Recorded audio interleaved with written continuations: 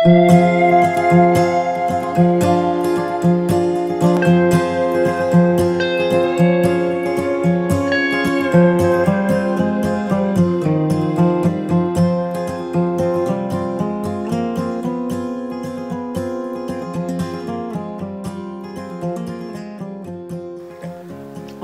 welcome back to McGinn's Woodshop. In this episode, we're going to be finishing off the wedding invite boxes. Basically putting the trim on to make it look good, sanding it down, applying the finish, and making it ready for delivery. We went through the entire series, learning how to plan a project, laying it out, different styles of cuts on the table saw to help speed up repetitive cuts, using the table saw sled. Now that we have all the pieces made and it's ready to assemble, before I go ahead and start gluing them together, I'm going to sand down the insides. I'm going to wait for the outsides. I'll do the outsides once they're fully assembled and sand them down. It is plywood, so it's like a veneer cover, so I don't want to sand it too much, and so that's why I want to wait for the outside. If this doesn't seem to work out as good, I'll just do it by hand. But I think this will be fine.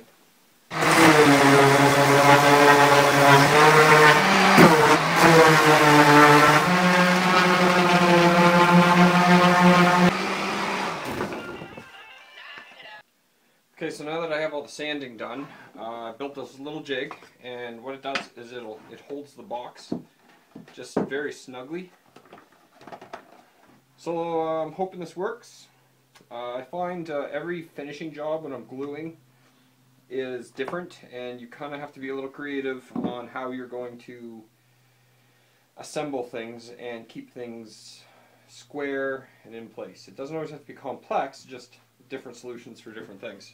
I also have a chisel because some of the edges, some of the rabbets cut might have a little bit of debris, and I can just clean it off with the chisel. I'm putting my lid on the bottom, so you gotta remember this is upside down. And I fit my side piece in. And then I fit my other side piece in. Nice and snug. And my glue.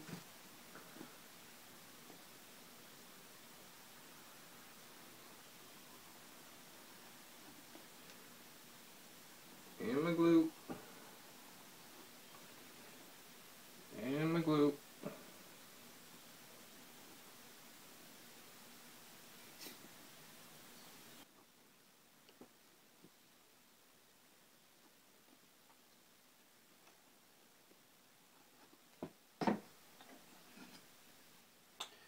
I'll put the top on to the bottom, I guess.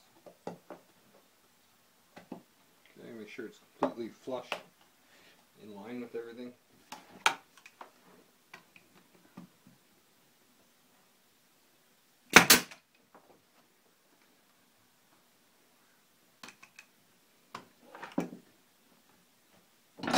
There's certain spots that bow out. I'm just gonna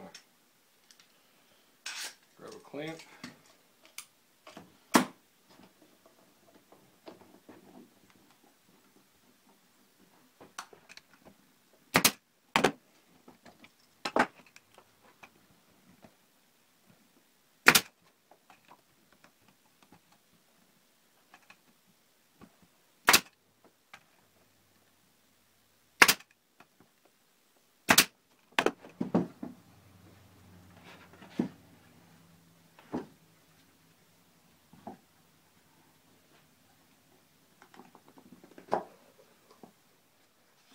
Okay, so I'm going to repeat that 10 times.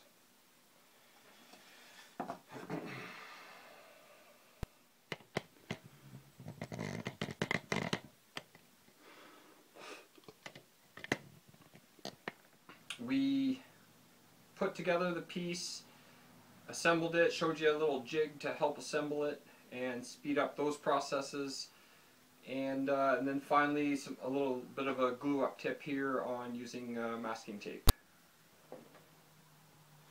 For this stage, I'm going to be gluing up the corners, the accent pieces. There's another reason to go over it. You get doing repetitive things and you miss things, so it's good to go back over things.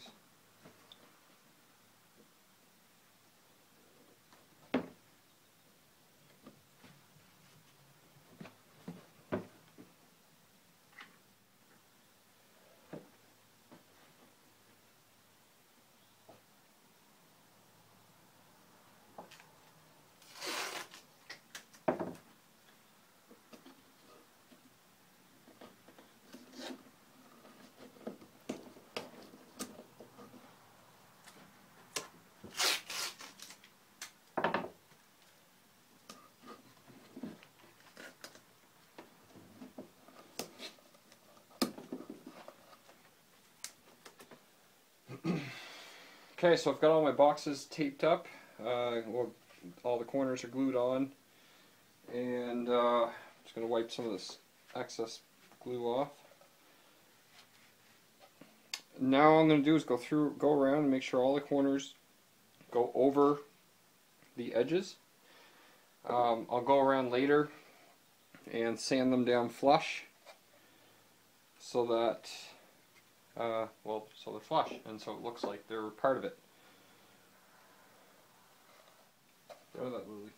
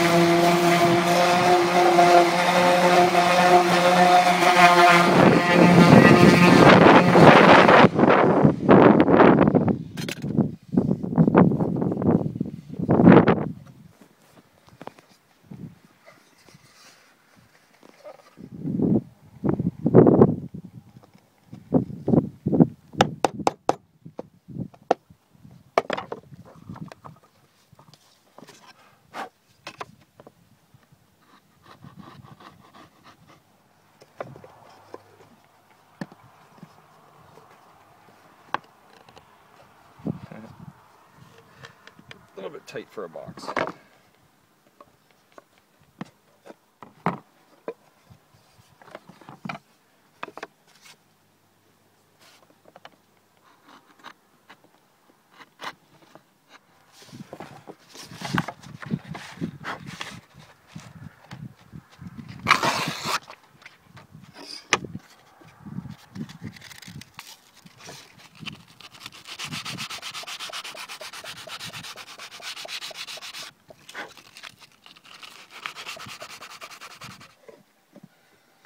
Perfect fit.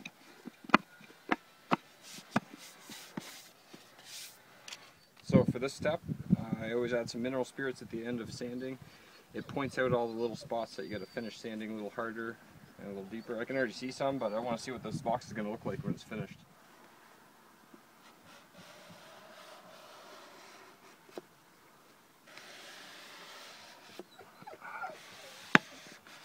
Look at that.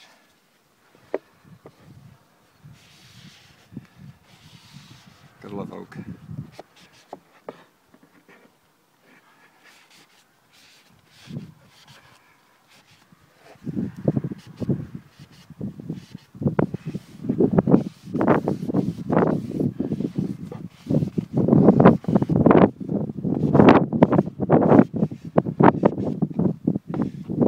I think this is my favorite part of woodworking.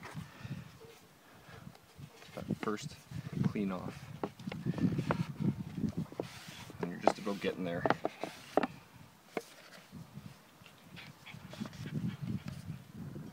like it. Very happy with that. So I'm going to add a layer of clear finish lacquer.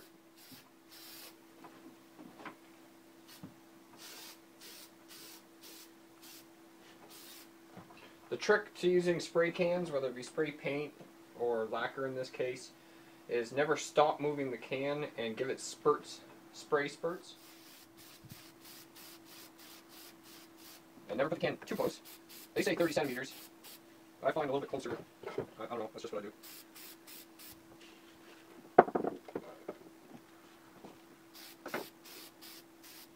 For the last step, finally, for the last step, what I'm going to do is I've got 320 grit sandpaper on my sander. It's a sheet sander, and I'm just going to go over and give them a light touch, and that's just going to smooth up the lacquer and make it feel like glass, hopefully. And let's go ahead and start that.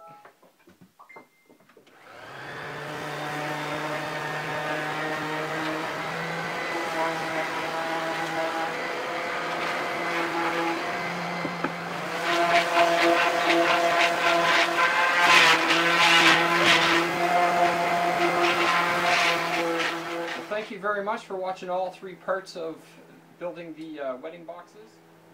Those boxes could be bigger or smaller if you wanted to make them, and as for whatever kind of box, that rabbit cut technique works pretty good. If you get the higher end plywood, it looks good actually on the plies. So stay tuned for more episodes on different various things that I'm doing around the wood shop. I just got my bandsaw. If you haven't seen the General 490 video, go ahead and watch that. I'm going to be making some jigs for it so that I can get some milling done on it. I did some rough milling tonight.